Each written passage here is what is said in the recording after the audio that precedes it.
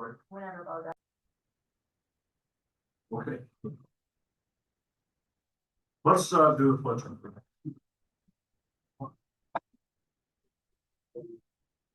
The pledge allegiance To the flag of the United States of America, and to the republic for which it stands, one nation, under God, indivisible, with liberty and justice for all.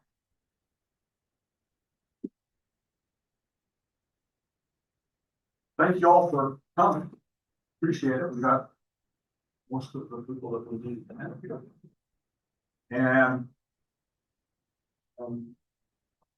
we need to find out if there's any media here. No, there's no media present, so you won't worry about that. Election of a vice chair / secretary. Did we lose one? Oh, no, it's the first meeting of the year. We elect every year. Oh. Okay. So, what, we're open for nomination for a vice chair? Yes, no? Is anybody accepting nomination? Do we nominate other people? That's the process. Well, yeah, we're doing, but we're supposed to make nominations. Somebody's supposed to keep track of it. Yeah. They're working on the camera. I don't know. Well, I Okay. nominate Carrie. Okay. Thank you, Ross. I appreciate that. I'll second it. Okay, moved and seconded that Terry Broderick be the vice chair. Is it / secretary? Are they both one? Yeah, it's one girl. But that doesn't mean I take minutes or any of that, No. right? I don't, you have to sign. You can bring your notes. Okay, any discussion about that? Let's vote. This is all question. Is everyone good? This is it's not a normal, it's not planning commission. Oh, yeah, okay, all those in favor say aye. Aye. Are there any opposed? Passes. Terry, congratulations. Thank you. I've not been doing this for 4 or 5 years. You think I'd finally get this down? It's not the same. Oh, anyway, approval of the minutes. I make a motion to approve the minutes as read. Ready? Ready. Moved and seconded that the minutes be approved from the September 23rd, 2025 Parks Advisory Committee. All those in favor? Aye. Aye. Any opposed? Motion carries. Parks Master Plan update. Is this where we turn it over to our guests?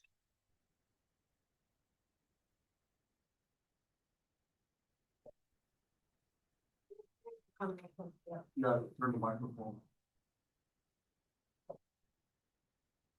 For those around here, if you're gonna talk, you're just gotta make sure the button's off.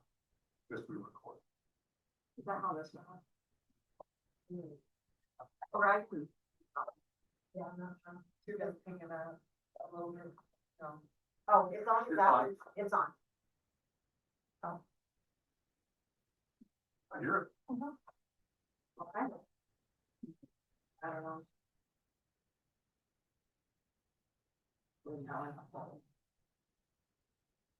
Okay.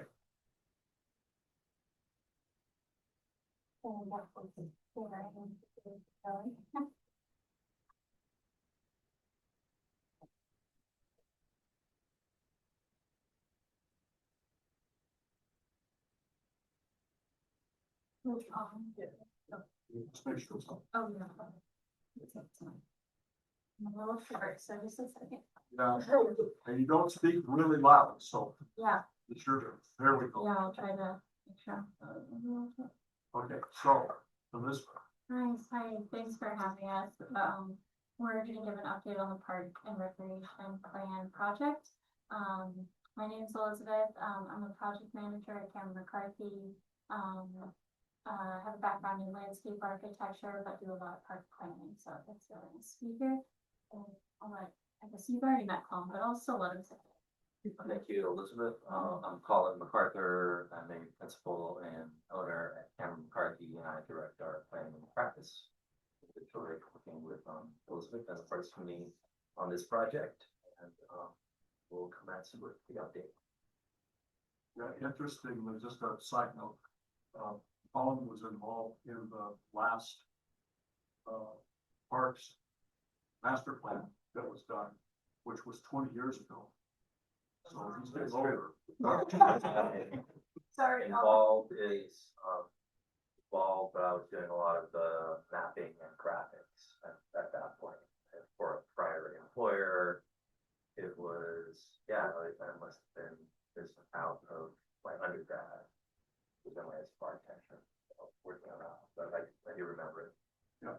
Okay, I did see that when I was doing research. Maps looks But I great. didn't They're make fun of you really at all. really well done. Best then. Alright, let's see. Okay, so. Just to give you kind of like a roadmap of where we're going, for tonight, I'll talk a little bit about process and where we are within the project. I'll also recap, the public involvement aspect of the project and give you an update about that. And then we'll spend some time talking about like two pieces of the project that are pretty important. One is level of service, and then the other is the needs assessment. And then I want to make sure we have time for questions from you all. We have a couple questions for you too, but I want to make sure all your questions are addressed, and then also just like have discussion if we need to. So this graphic reviews kind of the process of the project. So we started the project in May. And some of this will be a little bit of a recap for you all, but we worked through the existing conditions of the park system. So we did an inventory of everything, like the facilities. We've walked the parks, and we've documented that. We also took a look at the community profile, which looks at demographic data. And then we do a fairly long public involvement process, and I'll talk a little bit more about that. Right now, we're at this kind of halfway point where we have a draft of the needs assessment. We're about to go into like the goals and recommendations. And then there's a few phases after that, including financials, like we'll look at financial analysis. And then we'll also kind of document everything and get the plan and project ready for adoption.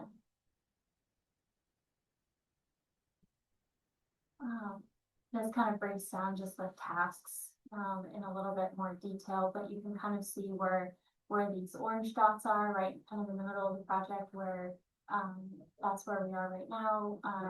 The needs assessment, like I said, will be one thing we'll talk about tonight, and then moving ahead, or looking ahead, we're going to move into goals and recommendations.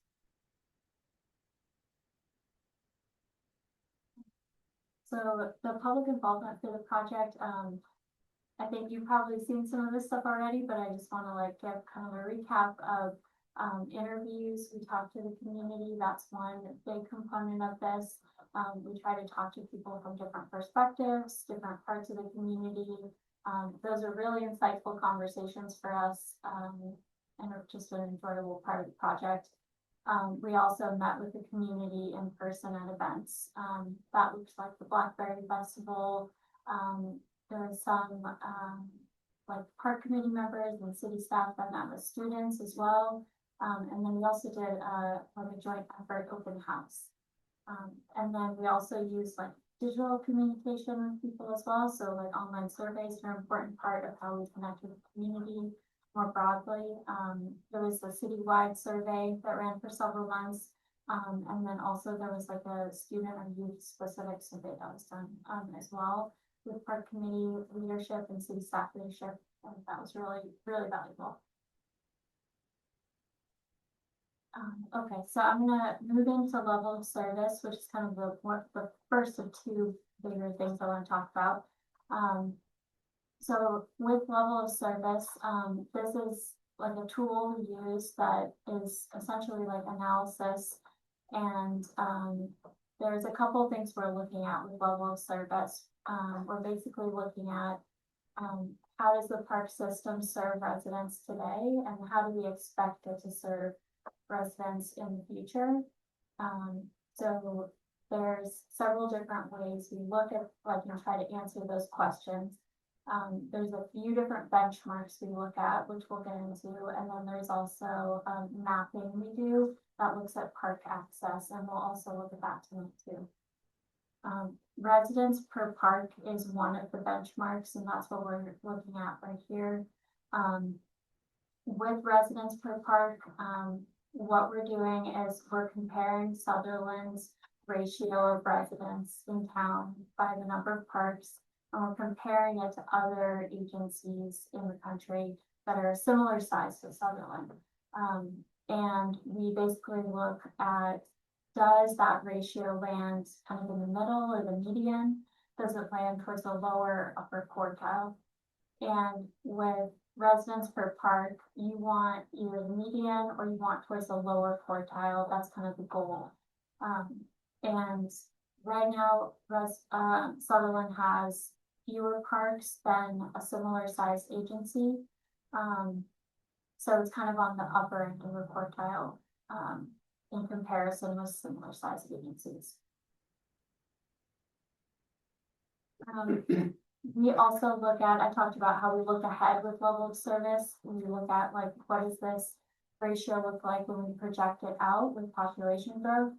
And we use this just as a guide, to kind of understand generally where things are going.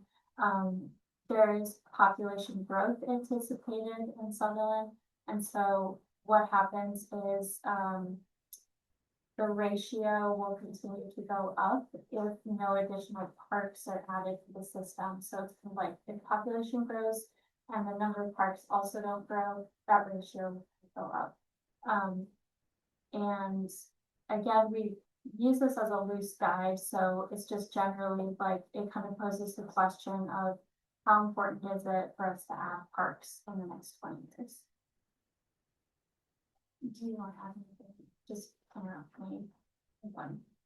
I'll just note that, currently, I mean, our main takeaway is that, as we jump into acreage, you'll see that Sutherland has, a decent amount of acreage in parkland, but not a lot of parks, the quantity of parks. So your ratio is the upper quartile, and just to maintain that ratio, you would need to add one park in the next 25 years.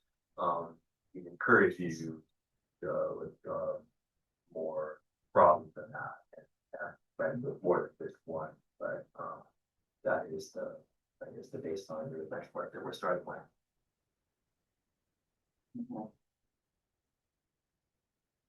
So acres of parkland per 1,000 residents is the second ratio that the National Recreation and Park Association uses. So again, we're comparing to similar size communities to Sutherland, but with this ratio, like Colin just kind of previewed, we're looking at park acreage instead of just number of parks. Those are two different things. And with this one, you want to be hitting the median or the upper quartile. And Sutherland is doing extremely well in terms of park acreage, like Colin said. You have a lot of park acreage. And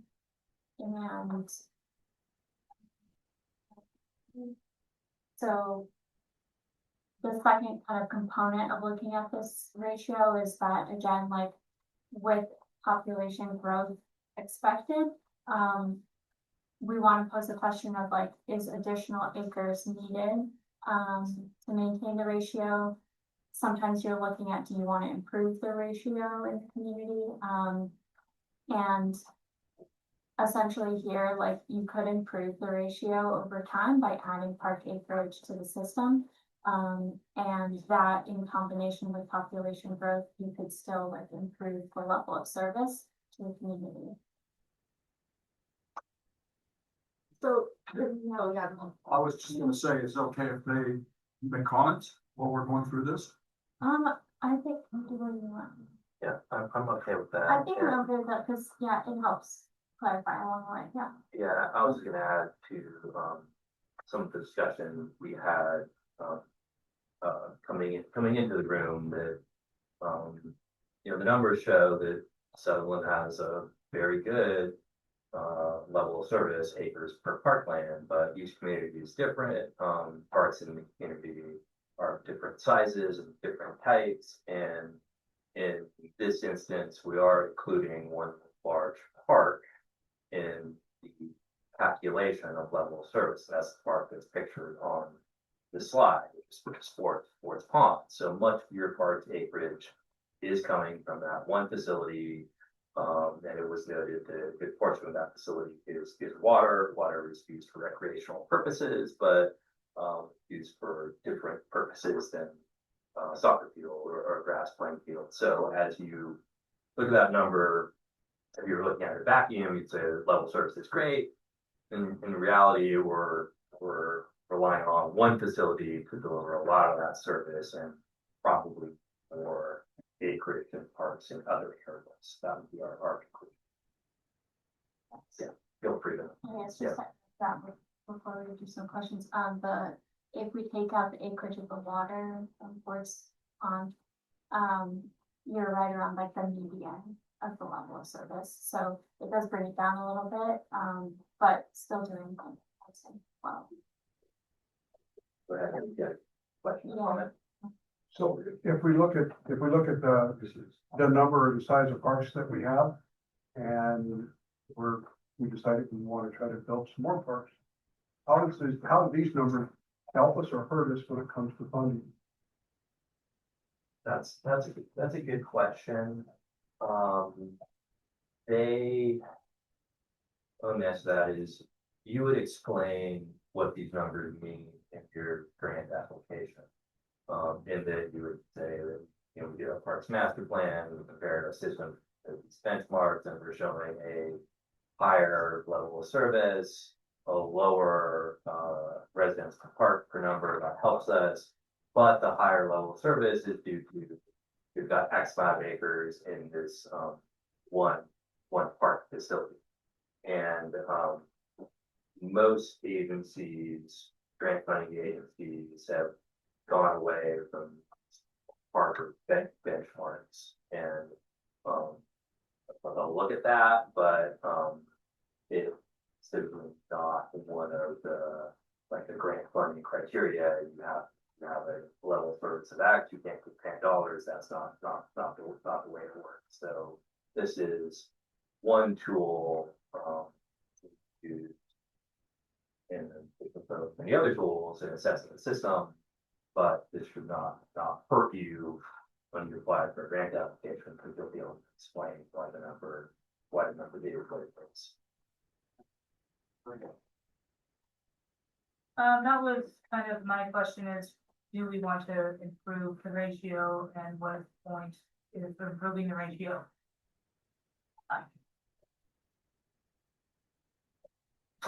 Yes, Yes, I we think, do. yes, We always- our recommendation is, yes, you want to at least maintain the ratio, which would involve acquiring and developing more park-time in the future. And then, typically we go through a process with a committee where we set a target level of service, and that target could be either maintaining the current level of service or increasing the level of service to, say, go to 30 or 35 acres per thousand, or you could direct us to take out Sports Pond, what it looked like then. And I believe Lydia said we're dropping to like 7 or 10, take out Sports Pond. No, it's like. Okay, not that far. Yeah, but we still, okay, we're gonna be at 16, if we take out Sports Pond, we wanna make sure that we can maintain that over time, or go to 20. So we are So- going to have to make that decision at some point, or So something. at some we'll have to point, make a it's decision not, To make the goal. yeah, we're not gonna, pose that as necessarily a policy question. We'll show you various scenarios of what that looks like, and then this will come back to you in recommendations in the plan that recommend doing these things to achieve X level of service or Y level of service. Different options. I have one more question. also. Yeah. Yeah. The MOU that we talked about with the Waste Street property, which is approximately 11 acres, I believe, does that count? No, it will count as we will, once we settle on a target or different targets, we will look at how the community will meet that target. And that would look at the development of undeveloped parkland. And if you have an MOU, we're gonna assume that will be developed in the future as parkland, and that will count towards the level of service at a sort of date, if there which date that is, but right now, it's not, we don't count undeveloped parkland towards the level of service. But it can count towards future development. Yeah, like if there's develop a 6 acres. reasonable assurance that it will be developed as parkland for the next 20 years, then we would count. I was just gonna say, it might be helpful in the table, to put kind of that figure of what it is without the Ford's Pond water area, just Yeah. because then I think it communicates the reality a little bit easier.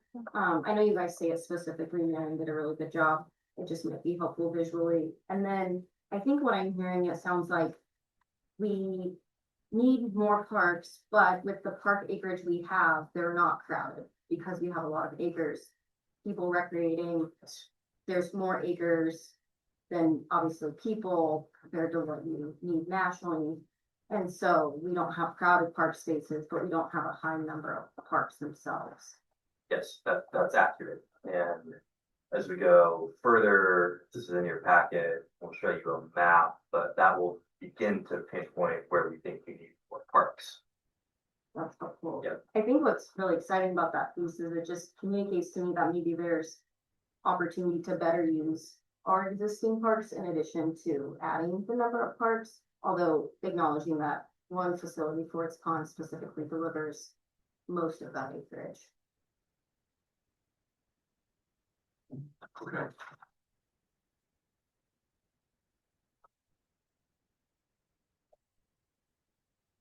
So one of the last pieces of level of service, NRPA does look at miles of trail now, they do look at, service of park agencies, like when they're providing parks.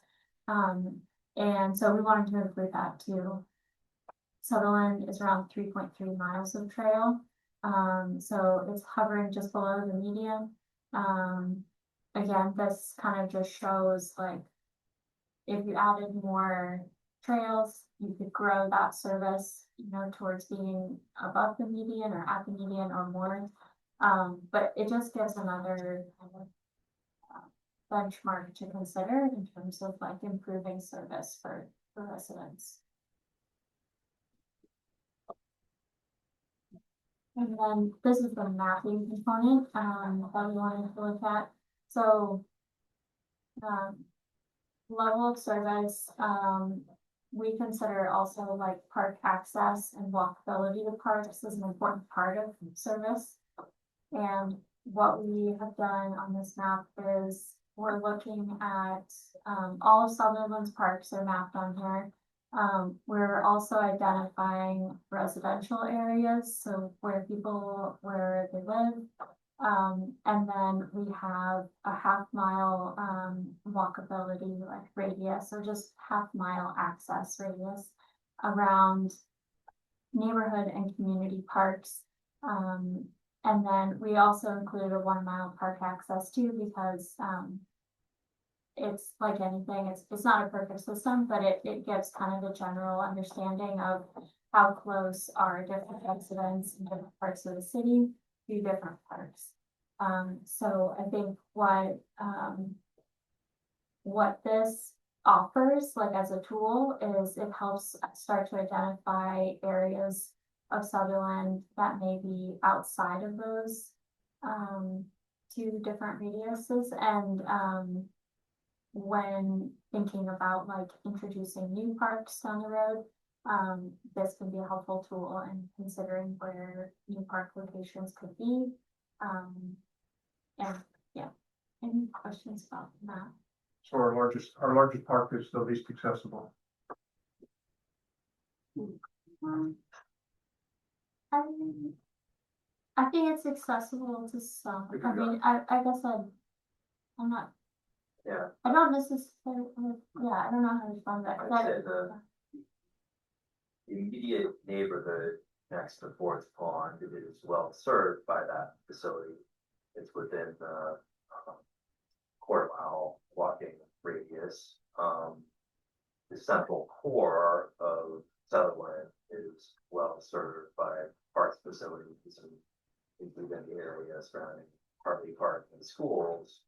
However, the northeast southern part of Sutherland and the central core east of to west of I-5 is not well served at all by parks.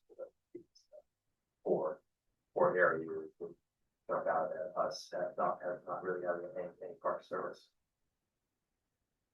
Well, I think Yeah, golf.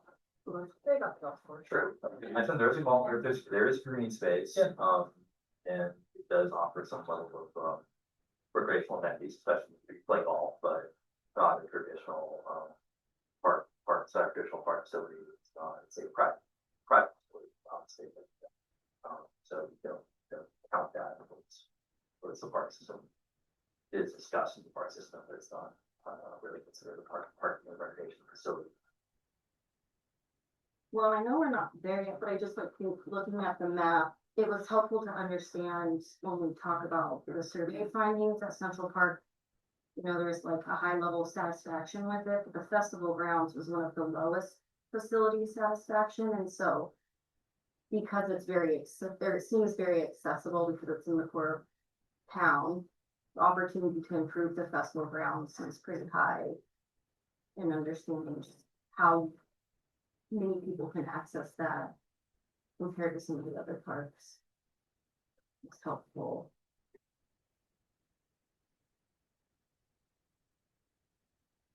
I'll have a different question on the trails, kind of related to that. It was saying that we need to develop 23 acres of parkland. And I'm just wondering, like, is that a lot? Is that a big task? Is that a small task for a city of our size of park? Is that a lot of acres? I just don't know how to understand that in relation to, like, is that really audacious or is it like pretty approachable?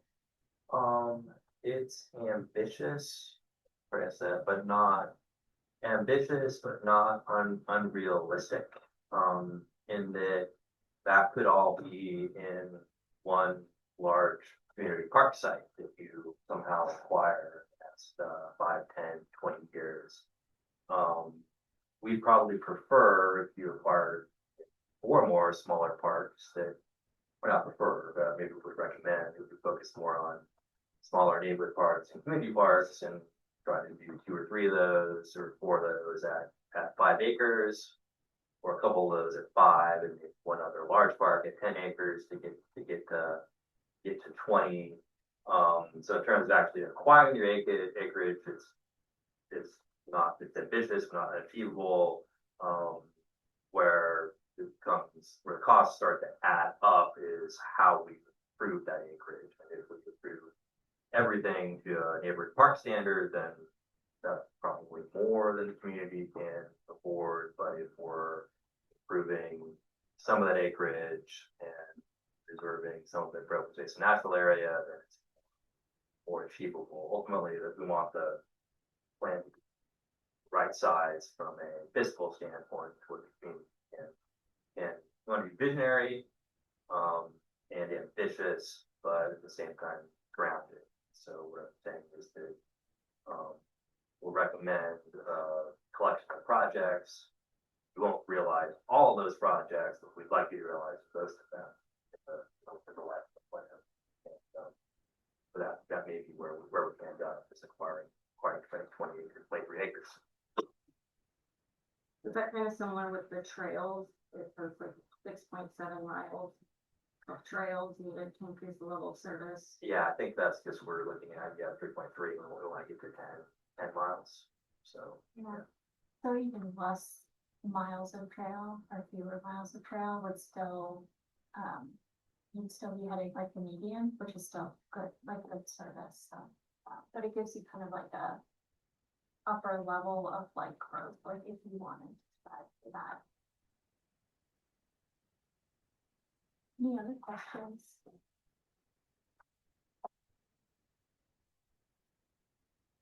So we wanted to share some key findings from the needs assessment. This is like a very like small summary of the entire like findings in the document, but wanted to share just like what we've heard. So I guess also just back up, the needs assessment looks at recreation trends. It also looks at state data on recreation needs. And then a huge bulk of the needs assessment looks at local data from all the public involvement that we've done. So we're looking at recreation trends and recreation need essentially in the needs assessment. And I wanted to share just some findings. We are seeing like important amenity types, and these are generalizations, but there's a lot of emphasis on people wanting more park access. So both just like improved access to parks, but also like physical access improved over time. There was more emphasis on active recreation, so that that's just things like more like sports activities, and less passive recreation, which is kind of more like observing nature and stuff. So there was an active recreation focus. Water did have a component that we saw that was important to people. And that looked like a lot of different things. It's like natural water bodies. And then it also ranged also into like things like pool. People are interested in that, or some kind of splash play. And then one thing that is really important, we heard from a lot of different types of users, is flexible gathering spaces. People really want spaces to hang out, places to be, across different seasons. In terms of priorities from the community, we heard people saying that they wanted the park system to prioritize upgrading existing facilities. First, that was slightly more of a priority than building new ones, but building new ones was a close second. And just some examples of what that might look like. Hartley Park had things that came up with that were like improvements to the dog park or skate park, for example. There were others mentioned too. The Red Rock Trail was mentioned, and then a number of improvements related to the festival grounds were mentioned too. And then in terms of building new park, the Waite Street property was an area of focus for many people.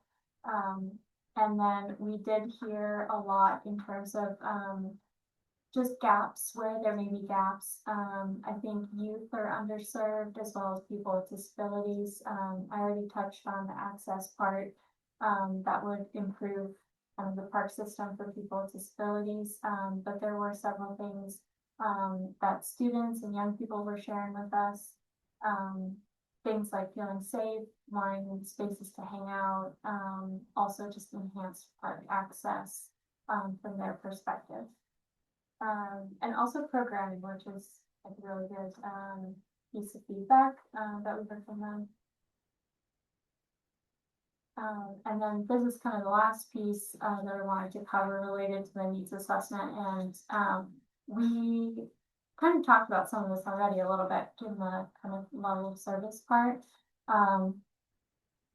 But there is generally like an indication that we think population will grow. And so we are looking at, you know, both in terms of, we've already kind of talked about this, but just like numbers of parks, do we want to increase those? And also park acreage, do we want to increase those?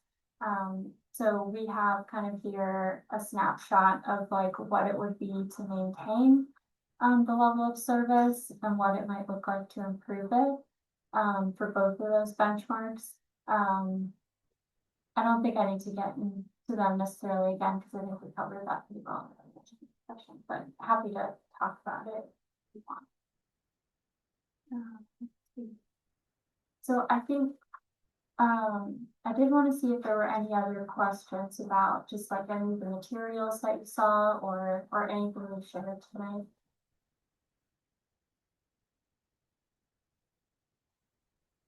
Well, this is the chance to push the little button and talk. So the improving, the level of service in building 5 parks versus 1.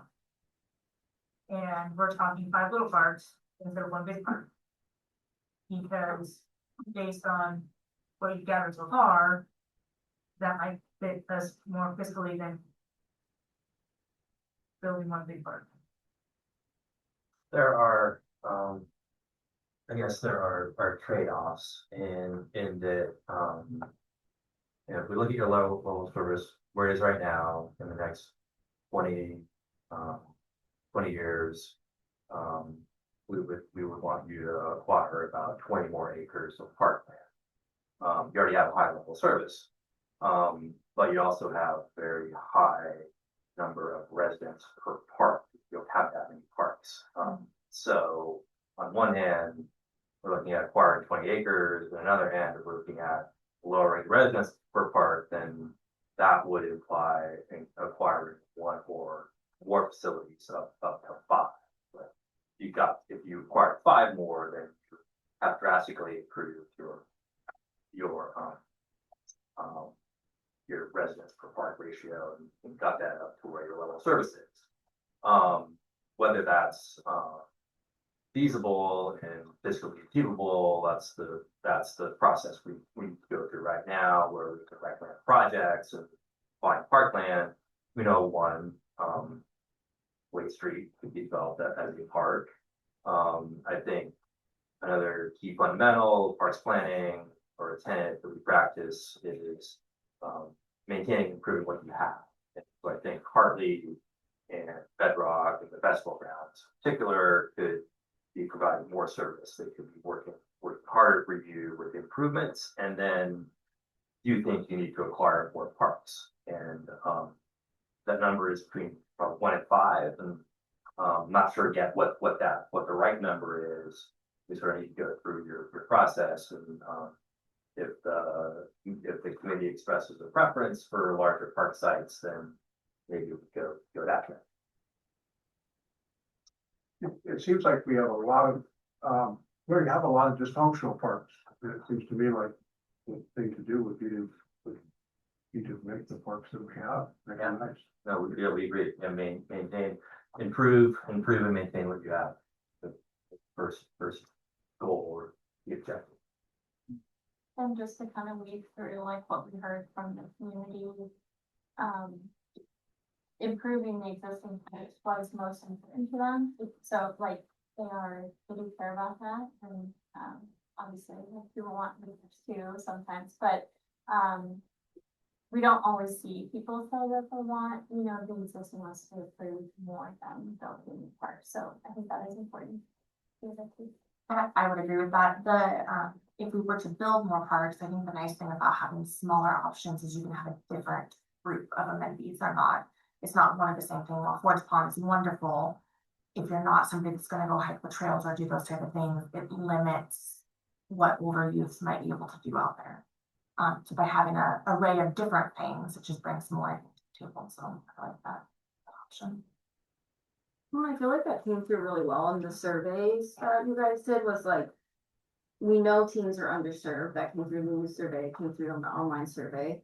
So is a new park, you know, I think it gives us some information to operate on of like, is a new park that's more teen focused, while further enhancing and developing the festival grounds, for example, or also exploring the other park we're thinking about with the sports fields or whatever. So I thought that was helpful to see how that came out in the findings, and also gives us some opportunity to address some of the needs that people were sharing in there. And it was just, to me, for table A, when I talk about participating in high school sports, really helpful data, but I was wondering if we had that like county, Douglas County, Southern, like, I don't know if you could drill down further, because I bet that would be more helpful for us as we think about field usage and courts and stuff. But has there been a lot of consideration as to how sustainable parks could be, and because I think parks can be really nice for people, but they can also be beneficial to the community as well. Their attractions. Yeah, yeah. No, that is, an important consideration as we get into park design, park maintenance, and park operation, and I'm sure we'll have a goal or collection of goals and recommendations in the plan that address like park maintenance, design, sustainability, and we've even gone as far as giving community sustainability guidelines or maintenance practices. So yeah, I think the emphasis would be to maintain your parks in a more sustainable way, and then as you design and improve parks to incorporate as much sustainability features, amenities, practices as you can in those facilities. Just to add to that, we're in the middle of working on a memo, and one of the categories city staff asked us to look at was like sustainability that our providers are doing. And so we'll include kind of like a summary of what we found in the research and then also just like a few thoughts about like potential recommendations or policies for you to like, to explore or consider, you know, and then we can take that where you want to go.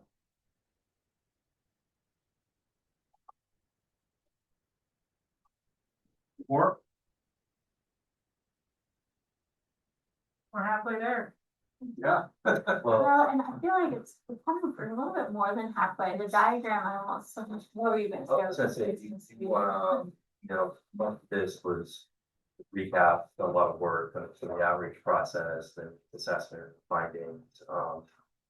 But we are entering a production period, reporting period where we're wrapping the goals and recommendations, and you want to give a preview of that and ask the city if they think they want to tell us what we. Yeah, for sure. So I guess just a preview, the goals, will reflect very closely like the findings in the needs assessment. So we use that as a guide basically to prepare draft goals. So you'll see things that reflect the categories that come up a lot in the needs assessment. And then, like Colin mentioned, we'll also prepare draft recommendations. A lot of those you'll see kind of data driven from the needs assessment, so you'll see kind of the root source of where those are coming from. But I guess a question for you all, if you have the time, is just interested in if there's projects that stand out to you as important based on obviously like your involvement in the community, but also just like things you've seen as part of this process. Maybe more specifically, if there is a key need or project that Parks and Recreation project thinks they're willing to take on in the next 20 years, and hopefully that's grounded in what we've seen from the needs assessment, community values. That would be a good opportunity for us to hear that as we're going to start writing recommendations and developing projects and make their cost estimates. So it's not your last call, but first call for any projects that you may have not touched on specifically. I think probably pretty much everybody here has a passion project that they'd like to see follow through. Personally, myself, I'm all about the festival grounds. And I think that there's a lot of practicality to that, to developing that and making that more usable. Okay. And that would also include a multi-purpose building. And I represent the skate park. I'd like to see that improved for a multitude of reasons. I'd like to bring something for the teenagers, but also I feel like right now it's almost wasted park space because it's not utilized. The type of park, I don't skate, but from what I hear from the skate people, it's not skatable really. So it's just kind of a waste of space. And then I also would like to see, it's a huge expense, but if we could do a pool, I'm a strong advocate for that because I have young children and I see kids drowned every year from using our waterways around here, and I hate to see that. So having something safe to send kids to would feel good. Youth sports, right now we're going into spring soccer and baseball, it's all at the same time. So we've run out of facility use, and that's utilizing all of the school grounds, our private facility, and now we are even using some of the park facilities just to make enough room for the teams that we have. So that is my passion project, to develop field space. Also, as we go into this rainy season and we don't have any covered space to practice when we have rainouts. So we are, and more covered space would serve us as well. Can I ask you, I don't know, I mean, I had mentioned doing like Sutherland or county level high school participation in sports being helpful. Is there other data, Rebecca, that you think would be helpful, or Colin and Elizabeth? For We using serve, in this? yeah, we serve K through 6, and us two programs that we have, we are the only K through 2 program in the county that I know of, or for example, flag football, where we have a ton of other communities that come and participate in our program for that. And we are developing more pre-K programs as well, which is more comparative to programs that like Roseburg offers. So I see maybe 900 athletes a year we serve. I think I've heard that somewhere, but if you would like more data, I can get that.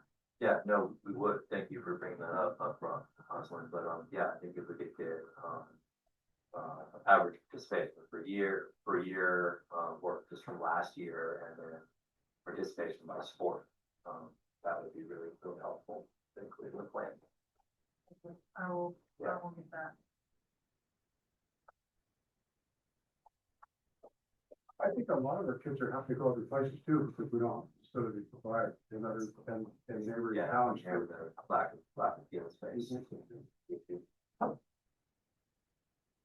Yeah, I like the sports complex as well. I like the multi-building that Terry was talking about as well. I think that would all benefit our community. I think personally from like the high school standpoint, and what like our higher ups in the admin say is that it's just a huge burden on them and on the staff to have all the youth facilities are all taken up. So we're kind of lending out our facilities. And that takes a lot of work for them as well to manage that and to ensure that the facilities are well taken care of afterwards, because you know, some things do happen, and when it's open to the public, we try to keep all of our complexes closed, like when there's nothing going on, but you know, kids get it's not very well closed off.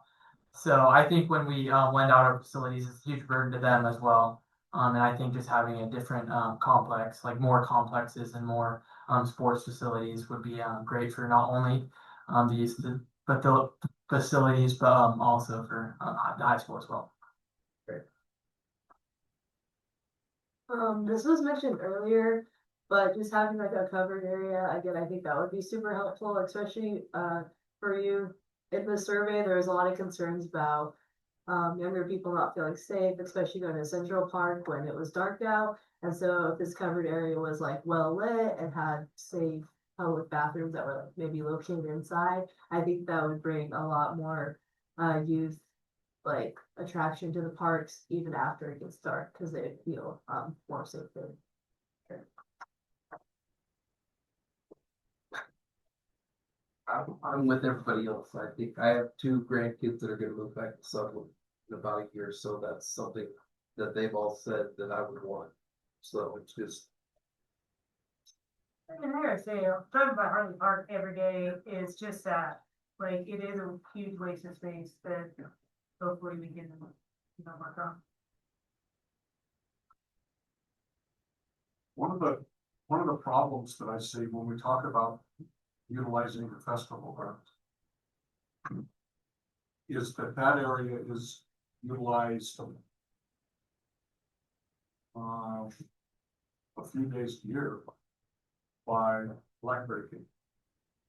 And they have very specific things that they do during that time. They have blood races and they have bicycle thingies and whatnot, and that's a lot of area that we can't use really for much of anything else. So maybe you guys can figure out how we can solve that problem. Well, and I think too, Larry, with building on that, it's like, how can we increase multi-use of our existing park spaces, like use it for a variety of different things in a variety of different ways at different times of the year. And maybe some of that is like expanding it with more covered space, maybe some of it is the lighting. I know parks are closed after dark, but if we know, I think they're probably, you know, if we know there's usage happening anyways, like, is there an innovative or creative way by increasing lighting to make the usage what we want it to be then, like students playing soccer under the lights or pickleball or basketball or whatever that is, or just hanging out, rather than if there's other things that are going on that are less ideal in those spaces at that time. And then I think thinking about the connectivity across the parks, like I know, you know, it was talking about who can access what parks, and like if there's creative ways to get access all the way through town to Ford's Pond, I think that also increases usage for folks. So whether it's like biking trails, walking trails, being creative, I know there's kind of only one way down under, you know, increasing, maybe this is a bit outside the scope of the parks, but like the bike lanes that are required to get connected, I think could be really helpful. And just, I think as we think about the existing spaces and new spaces, prioritizing the folks that aren't being served. So like, are you, like our teens being one of the underserved populations in our parks, I think that's like pretty important to be prioritizing as we're thinking through this. And, you know, like the skate park, there's also some of the courts that aren't as safe to be used for things like tennis, pickleball, basketball. That could be helpful in alleviating some of the use of school spaces for that. So I think those are kind of the priorities that come up for me as I'm thinking about the different park spaces in town. If I could circle back just a little bit, and Larry brought up a pretty good point, but I also want to bring up the point too, that if it weren't for volunteer groups actually working on the properties and so on, developing properties, I know like Lauren Young Fields would be a field, a really, really ugly field. And I also feel pretty confident that the festival grounds it wouldn't even be, there's no way it would be at all functional. So when we talk about parks and maintaining and building parks, we also have to consider city staff. We have enough city staff to make our parks, keep our parks nice and stuff. I know that, you know, Forest Pond's got volunteers that do a lot of work over there and staff as well. But I think if we're gonna develop parks, I think we need to work with the groups that are doing a lot of things with the properties now or the communities, and keep that in mind. If it weren't for Blackberry, there would be, you know, like I say, the property across the creek would be not very good shape at all. I'm with the rodeo also, and I know that, you know, we tried to bring that back. I've been working on bringing that back for the last couple of years, and there's a whole bunch of stuff to be done over there, and it's all done by volunteer services. So I think that that's a very, very, very big asset. And I think the idea of everybody working together and making sure that, you know, we coordinate things with, you know, with keeping that in mind would be really important. One of the things we have not talked about yet, we're talking about recreation and what it brings to the community that lives here, which I think is first priority. But the other piece is the tourism dollars that it can bring in. And I know I'm also with Music Off Central, and you know, we bring 5,000 people on average into a concert. So if we can bring people for a free concert like that, up to 15,000 people on a big concert, there's other events that could bring large groups in here. So a facility like the sports facility, if that could be multi-use to be something where it's almost like a convention center, you know, where the courts can come up and other things can be used, that would be used in a lot of ways too. And that's gonna bring tourism dollars in, because when you have those people come in, not only for sports events, but you know, if there's a seminar or something going on, those people are going to stay here. They're going to spend money at our restaurants. They're going to stay at our hotels and drive dollars here as well, which in turn gives us more money for future parks. So. Yeah, I think I have a question. Do we have a budget? Like, what's our? Sky's the limit. Okay. That's part of this process, though. You know, what do we want to do, and then how much does it cost, and where do we get the money from? Okay. And no, the city doesn't have the money to do this. Most of that money actually comes from grants. But in order to get a grant, you have to have a master plan. So that's the whole purpose of the master plan. That's the foundation of being able to expand. And when they're talking about the plan, they're talking 20 years in the future. So a master plan stays for 20 years. So ours just kind of expired in the last couple of times. So this is forward looking to when you guys are raising kids down the road and what your kids are going to benefit from. Like setting goals. Yeah. City goes to kill Everybody's faster than There's something, There's intervals, short, Yeah. medium, both. You know, it just occurred to me though, the staff, I mean, I thought there's one guy that worked for the city. Huh? There is, okay, so I mean, for like maintenance, right, so. I mean, obviously you will take that. into Yeah, consideration. that is not a benchmark we shared today. We will look at for Sutherland's maintenance levels, how they compare to other agencies, and then we can project as you acquire X amount of more parkland, you'll need to increase your maintenance by X amount of FTE over the years. So we'll find that you're a little low and you have 2 or 3 people public works or parks and things taking the numbers down, but that's something we look at. And so we're volunteers. Well, yeah, volunteers are a critical part of our system, really at every scale, small communities, so. There's some volunteer parks, organizations, foundations in Eugene, we see that in Portland, and it's, out in New York elsewhere, but, you already have a strong active volunteer culture, parks and special events, and definitely want to support that and grow it. And yeah, because I guess it's a key ingredient to the park system. Well, it's helpful that we have that because it's not present everywhere and volunteerism is very much declining across Oregon and the country, so it's pretty cool that we have that in place. And I don't know if it's more like something the city would communicate or something that comes through on this plan, but as the level of FTE that's required for number of parks or whatever is determined, is what it would require to obtain that type of FTE from the community or from how you pay for it, like the feasibility of having 3 more FTE if we want 5 more parks over 20 years, is that outlined? Or is that something that happens after and is outside the scope of this? Yeah, we won't probably be able to solve that entirely for you, but we can tell you what the fiscal impact and then would be on the overall budget, and then parks are really a piece of the budget, so it's really a bigger budget question, but we can tell you what it would take to get there. but I also think that a park, we need to look at those as an investment, because they don't have to be a money they don't have to cost so much. I mean, they could be an attraction to our town and they can actually help economically in a huge way. In your experience, which is greater than mine, what are some intuitive projects you have seen communities do that are both budget friendly and exciting, not. Yeah, well, skate park comes to the top of my mind. We're looking for a skate park that's, we're seeing more communities do bike parks, bike skills courses, field complex. I think that has a big impact across the community.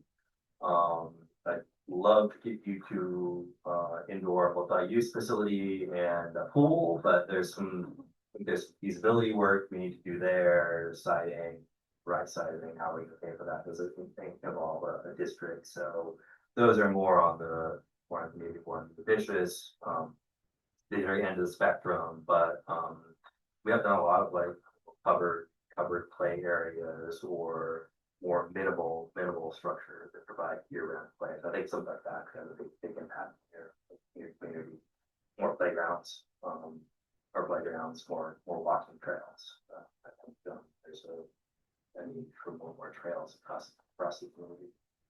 Do you guys share any like alternatives? Like, I'm just thinking like, if the park or the pool is like something the community really wants, but it becomes like, as we look at it, I don't know, but maybe it becomes costly and unfeasible. Alternatives to that, like increasing access to like the community college pool, or, and maybe that's like, Sure. you know, providing alternatives to meet that community need with existing resources. Yeah, we can include that as part of the discussion, and then we're gonna give you, really a collection of recommendations and a collection of projects, and we'll work with this committee to prioritize them,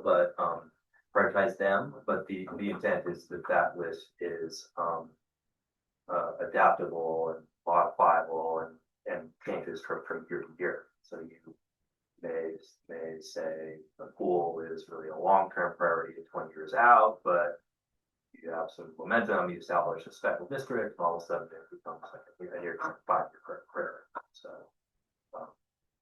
yeah, that's the one way the plans can be flexible and adaptable. So I think we'll be really looking forward to the next phase, because you're gonna be putting things down on paper and discuss. This is what we recommend, kind of. Yeah, that's exactly correct. And our youth program is a special district, don't forget that. What? Oh, yeah. Our youth program is a special district. Is there any thought into, I don't know how it worked, but in the community down south where there's like US Cellular Fields or something like that, where it's a big sponsored company thing? I know there was conversation a while back, about somebody wanting to do something like that in Mosburg and it was turned down. Yeah. Yeah, that Yeah, would go prime into space. your, you won't get that, granular or detailed, in the like parks plan. Like if we were to recommend a sports field project, we would figure out how much it's gonna cost, and then we would include discussion, the funding section. So that may be one of the ways in which you could fund the project, private donations and sponsorships. You guys don't make recommendations of somebody that might be interested. Would we use your data and your information to make that proposal? Good. I mean, you can take our, view like a project page, like this is the project we want to build, it's gonna cost 4 million. We need X amount of dollars for sponsorship. You want to participate in the project. Yeah, it could be used for that purpose.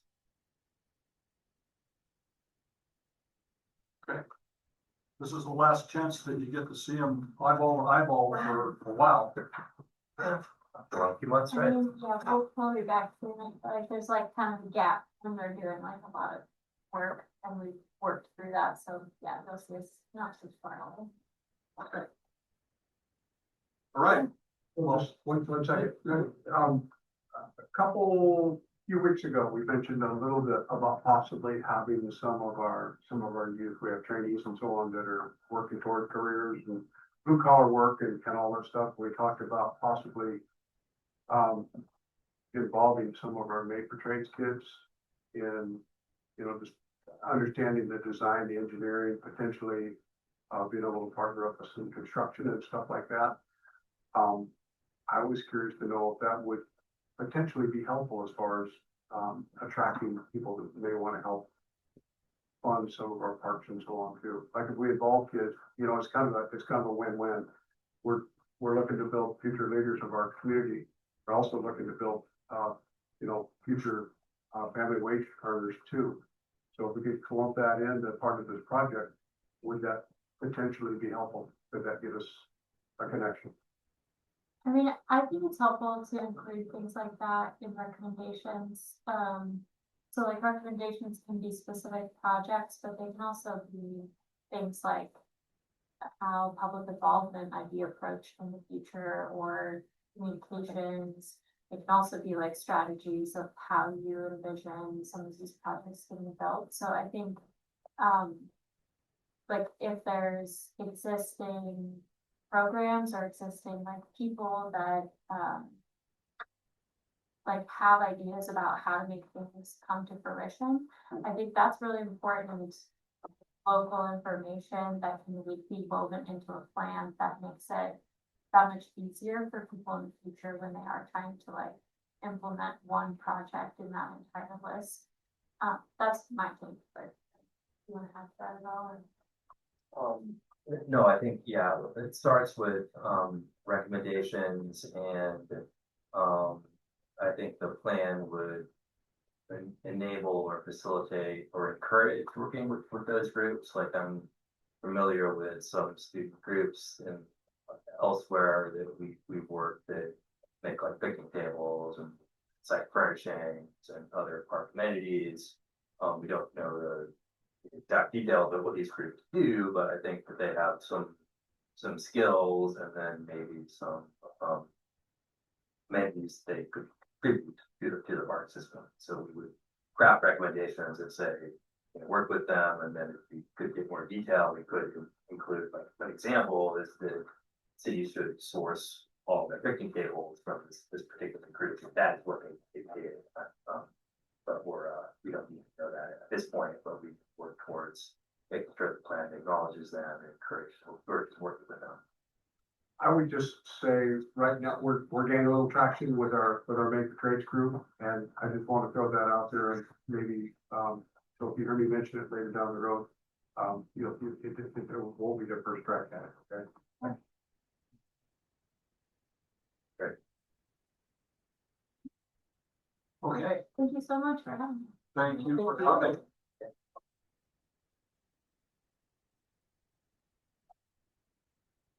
So we have, some other things on the agenda, but we've talked about some of them already, like the festival grounds, Forest Pond, Hartley Park, Sutherland Valley Recreation.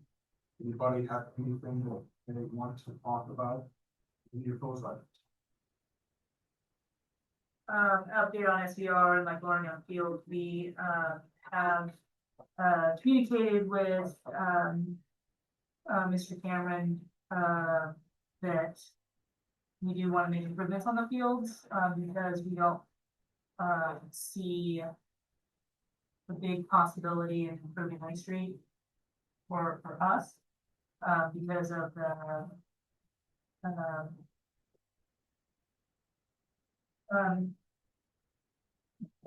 mitigated wetlands.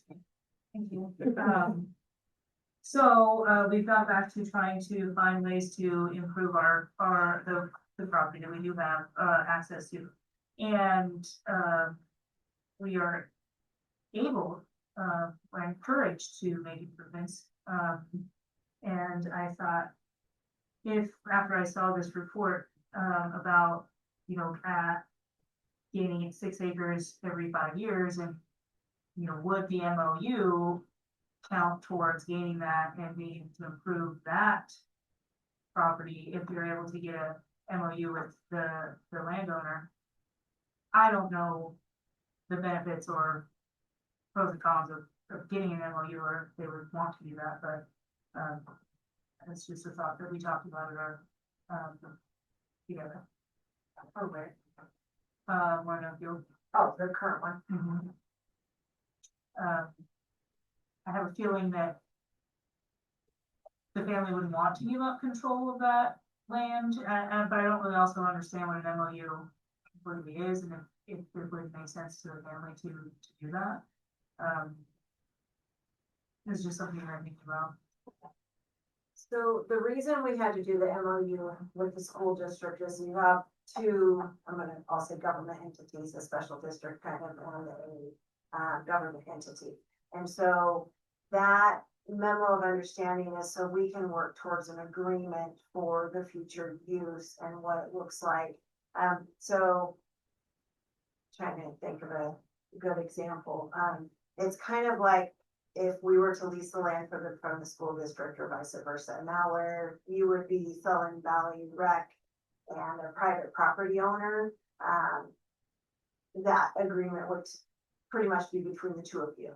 And so whether it's a MOU's memorandum of understanding, or MOA agreement. So depending on what your special district would require, I would think you would want a legal agreement. If they're not willing to sell it or donate it, then you would definitely want that agreement to, take place between the two. Well, we thought maybe you would want to, the city would want to. As acquire that as land, and then if it was available, what you want, would the city want it to add to their, acreage of land? So it gets a little more complicated than that for the city, and, I'll go into it just briefly. So that is a prime industrial piece of land. So, and it doesn't have the wetlands on it. And so with that being said, and being part of our buildable lands in the comprehensive plan, for us to justify it as a public park would be very hard. Right, I So understand. utilizing that as between you and them as an existing open park space, would be better, but you get back into the land uses and it complicates it for the city, I understand. at least for us too. Right, With what I we get it, you get it. Would you have to rezone it? Yeah. And the Senate never said anything.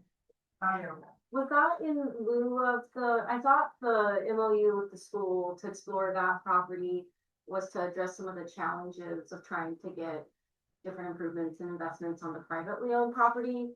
So were you thinking both now? Well, this Or- time, we're still trying to solve problems today. Okay, so like a short term, at least meet the short term need right now. Yeah. Okay. Yeah, because the intent is, so we started the MOU with the school district on the Wake Street property. And so with that, that will allow us to go into a greater, use, and we are moving forward with the wetlands. So we share the same consultant, so we're moving forward with that. However, the wetland requirements are in the spring, and so before they can submit all the required documentation, his soil testing has to be done in the spring. So, and then what that looks like for the development, but it's also part of the urban renewal dollars, which again is why we had to keep that agreement, in order to spend those urban renewal dollars. So that's mostly our agreement with them, so we can also participate in the expenses. Christie, if there was anything developed over there, who would it be available to? Like if there were fields developed, who would it be available to? I can't answer what that looks like today, because we've just got, kind of the groundwork. We don't have all the logistics worked out. We're just trying to move forward with getting it incorporated and able to apply for grants, on our end, as well as it'll help on the school's end to move forward with that, sport complex, right, building. So. It seems like for Sutherland Valley Rec, they have some property that they can develop and, got permission from the property owner and so on. They put sweat equity into it and so on, and that's all good. But, I mean, if there was fields that were developed over here, that could be really nice fields with concessions and all that stuff, that would be a nice home for Sutherland Valley Rec, potentially, for them to have the sports, but they're not sure that they would even be able to use that property. So they're, it's, I think for them, I'm sure we will show up to those meetings. And yeah, and I can't speak to And those ask. logistics, because that's a lot of future discussions to be had. And in the school gives us first priority. For all of their available field space, which is nice, and that's, hopefully, if I'm around when that all happens, and, maybe the school gets first priority for this new project, and Sutherland Valley Rex gets, second priority, that would be, and we all work together really well. I believe, so hopefully, we all get benefit from it. But you're still talking sometime down the road. Yeah, We're just in the preliminaries right now with that thing, and the rec people are in the now. What is the average timeline, like just realistically, for this other space where you're doing the MOU with the school? Like, sounds like you gotta wait till spring to do the test. I'm just not clear, like, what a normal timeline for that, or like what we have to calibrate expectations around how long that process takes typically to actually get to a point where like maybe students and kids and stuff start actually using the field. Feels like forever sometimes, but then there's some projects that do move faster than others. Well, then it comes down to funding too, securing that funding. As we know, things are not. yeah, and there's not a lot of funding for like new baseball fields, right? Nobody, but they want you to pay that privately for some reason. Okay, so it's like 3 to 5, 6 years, somewhere in there. Yeah, if we, if we had that person that wanted to donate, participate, instruct it, whatever, that would be that dream, but. But even when you start talking about wetlands and guys go and poke holes in the ground and then other people have to approve it and all of that And sort then of I thing. think, depending again how it's laid out, because the school also wants to utilize that land for educational purposes. So some of those wetland fields can be utilized for some of the agricultural, classes and stuff. So, it's just, you can't have that removal and fill. Their uses have to be approved. Right. So they have what's called the U.S. Army Corps of Engineers Joint Application Permit, which is, a lengthy, and I mean, that Ford's Pond, we addressed the Franklin bumblebee that might have been spotted in 2006, and we have to address the turtles, and we have to, there's a lot. Yeah. So. If you tell us what to bury, we can do it before you even get there. Yeah, being recorded. No, I didn't get the money. Okay, scheduling of the next meeting. What is it, do you think they're going to have something that we're gonna need to have prepared? I don't know, but I would look, Couple After months, She said at least 2 months. so say May. okay? Okay,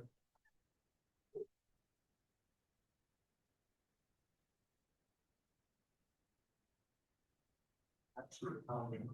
What kind of a day are you looking at? So say. There's a little tiny calendar too, right there. You see that, Eric? That was the smallest number you could read. Memorial Day. No, I don't have, yeah,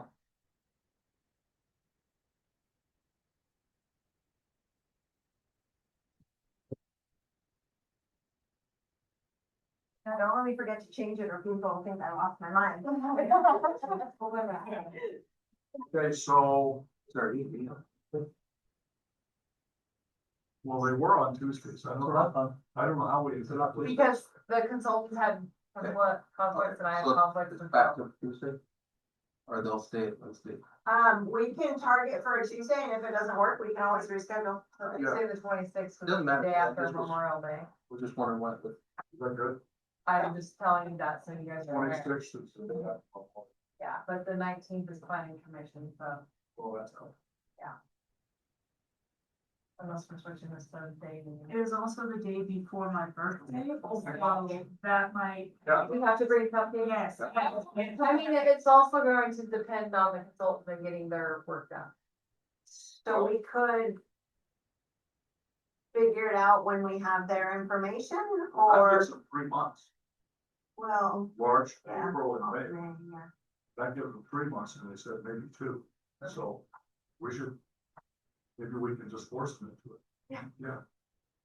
You beat a recording, Barry. Whoops. Okay, well, why not we just, oh, you said we can't. Why don't we just do Wednesday the 20th? The day after planning commission. You want us to come 2 nights in a row? We have, What's wrong with the 26th? We could do, we would be able to do that. no, we can do the 26th, that, because you'll be rested. Yeah, of Yeah. course. 26, May 26th. 7 p.m. Wish all the money was for 7 p.m. No public comments, because there's no, oh, yeah, here's the public. You guys have any comments? Oh. We're really happy you're here. Thank you so much. Yeah, thank you. Yeah. Any comments from the committee? Nay. Nay. We're done. Thank you.